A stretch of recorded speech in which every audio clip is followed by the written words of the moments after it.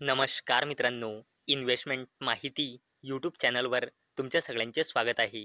तर मित्रांनो, आजच्या व्हिडिओमध्ये आपण future oriented business, renewable energy बिझनेसवर आलेल्या एका जबरदस्त अपडेटला आजच्या व्हिडिओमध्ये आपण बघणार आहोत आणि अपडेटमुळे आपण कोणकोणत्या कंपन्यांना स्टडी करू शकतो हे पण आपण बघणार आहोत.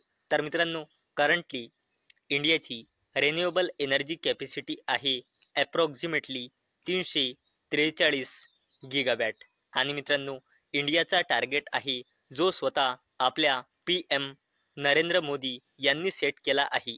रिन्युएबल एनर्जीसाठी 2030 पर्यंत 500 गिगावॅटचा. म्हणजे मित्रांनो, आता ही रिन्युएबल एनर्जी बिझनेसमध्ये जबरदस्त ग्रोथ पोटेन्शियल आहे आणि मित्रांनो, पैसे कमवण्याची तिथेच जास्तीत जास्त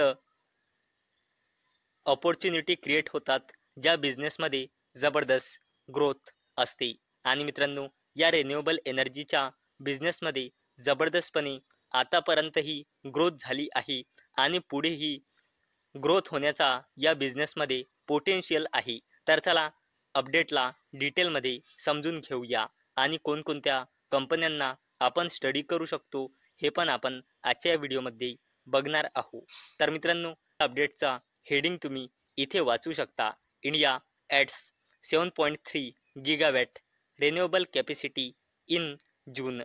clean energy FDI crosses ₹1.6 lakh कोटी. जोशी. तर चला अपडेटला डिटेलमध्ये समजून घेऊया. तर मित्रांनो, मुंबईमध्ये IVCA रिन्युएबल एनर्जी समिट येथे ट्यूजडेला आपल्या union minister for new and renewable energy Pralhad Joshi यांनी सांगितले की इंडियाच्या रिन्युएबल एनर्जी सेक्टरमध्ये इयर ऑन इयर बेसिसवर 420% ग्रोथ झाली आहे आणि इंडियाने जून 2025 या महिन्यामध्ये रिन्युएबल एनर्जी कॅपॅसिटी ॲड केली आहे. जून महिन्यामध्ये 7.3 गिगावॅट, जी एका वर्षाआधी होती फक्त 1.4 गिगावॅट. आणि मित्रांनो, जून 2025 या महिन्याच्या डेटानुसार इंडियाची टोटल रिन्युएबल एनर्जी कॅपॅसिटी पोहोचली आहे ॲप्रॉक्सिमेटली 243 गिगावॅटपर्यंत. आणि मित्रांनो, इंडियाचा टार्गेट आहे 2030 पर्यंत आपली total renewable energy capacity 500 gigawatt करण्याची.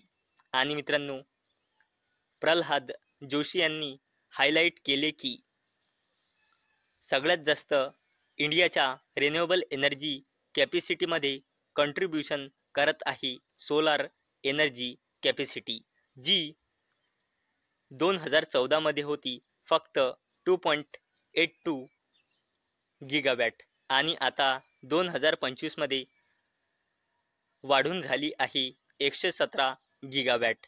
आणि मित्रांनो, आपल्याला इथे 4000% जबरदस्त ग्रोथ दिसत आहे. आणि मित्रांनो, सोलार एनर्जी कॅपॅसिटी नंतर रिन्युएबल एनर्जी कॅपॅसिटीमध्ये सगळ्यात जास्त कंट्रीब्युशन करत आहे वाइंड एनर्जी कॅपॅसिटी, जी 2014 मध्ये होती फक्त 21 गिगावॅट आणि आता 2025 मध्ये झाली आहे 51.7 गिगावॅट.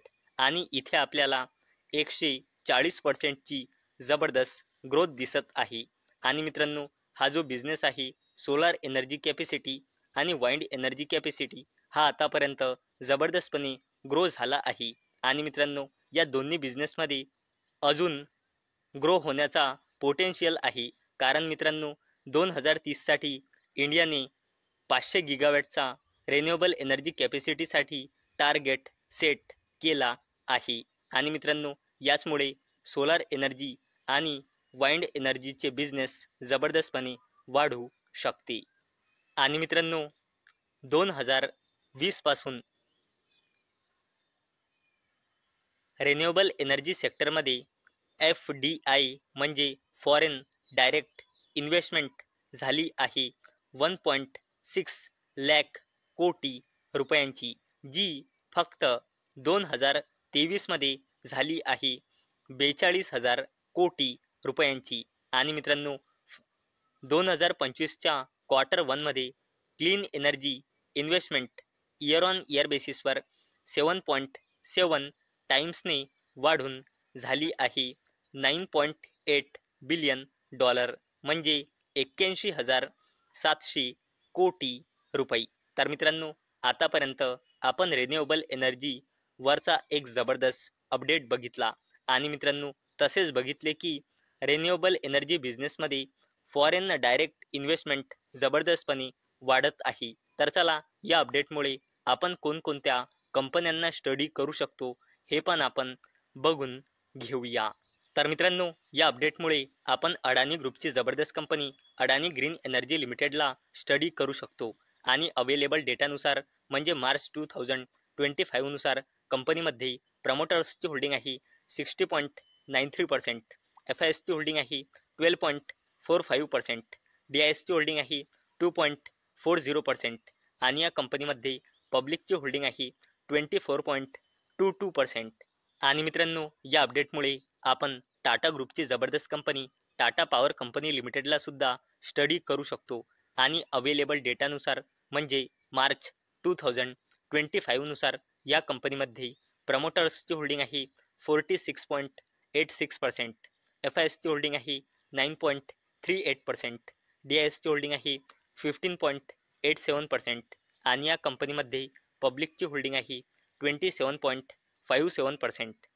आणि मित्रांनो या अपडेटमुळे आपण सुझलॉन एनर्जी लिमिटेड या कंपनीला देखील स्टडी करू शकतो. आणि अवेलेबल डेटानुसार म्हणजे मार्च 2025 नुसार या कंपनीमध्ये प्रमोटर्सची होल्डिंग आहे 13.25%, FISची होल्डिंग आहे 23.04%, DISची होल्डिंग आहे 8.73% आणि या कंपनीमध्ये पब्लिकची होल्डिंग आहे 54.98%.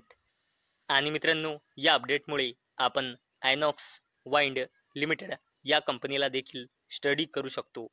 आणि अवेलेबल डेटानुसार म्हणजे जून 2025 नुसार या कंपनीमध्ये प्रमोटर्सची होल्डिंग आहे 44.18%, FISची होल्डिंग आहे 13.70%, DISची होल्डिंग आहे 9.11% आणि या कंपनीमध्ये पब्लिकची होल्डिंग आहे 33.01%.